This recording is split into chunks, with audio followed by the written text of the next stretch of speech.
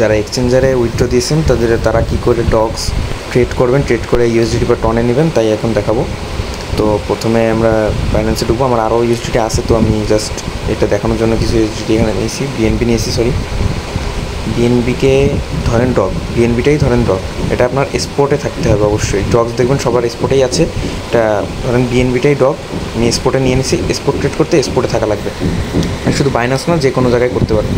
আচ্ছা, তো তারপরে ঢুকবেন হলো ট্রেডে যাওয়ার পর উপরে ক্লিক করবেন, ক্লিক করে নেবেন বিএনবি বাই ইউএসডিটি নিচ্ছি আমি, আপনারা নেবেন ডগস বাই ইউএসডিটি বা ডগস বাই টন, যেটা আসবে সেটা নেবেন।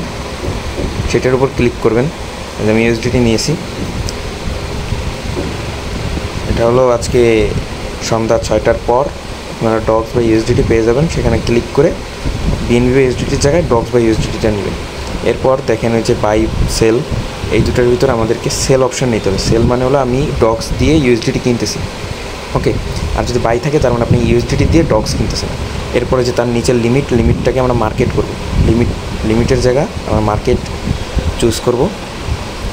এরপরে যে দেখেন নিচে দেওয়া আছে অ্যামাউন্টের নিচে যে একটা দাগ আছে, আমরা ওইটা সম্পূর্ণ নিয়ে নেব। ওইটা সম্পূর্ণ করা মানে ম্যাক্স, মানে সম্পূর্ণ নিচ্ছে। আমাদের কাছে যতটুকু ডগস থাকবে আমরা ততটুকু নিয়ে নেব।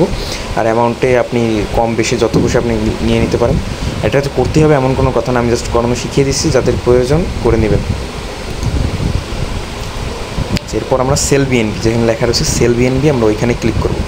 সেল বিএনবিতে ক্লিক করলে কিন্তু এই সময় নেবে না, তো আপনারা দামটা দেখে নেবেন যে এই দামে আপনারা সেল দিবেন কিনা। যদি এই দামে সেল দেন তখন ক্লিক করবেন, যে দেওয়ার সাথে সাথে কমপ্লিট হয়ে গেছে।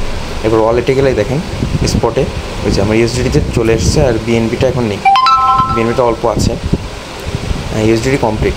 এইভাবে আপনারা ট্রেড করতে হবে, এটা শিখে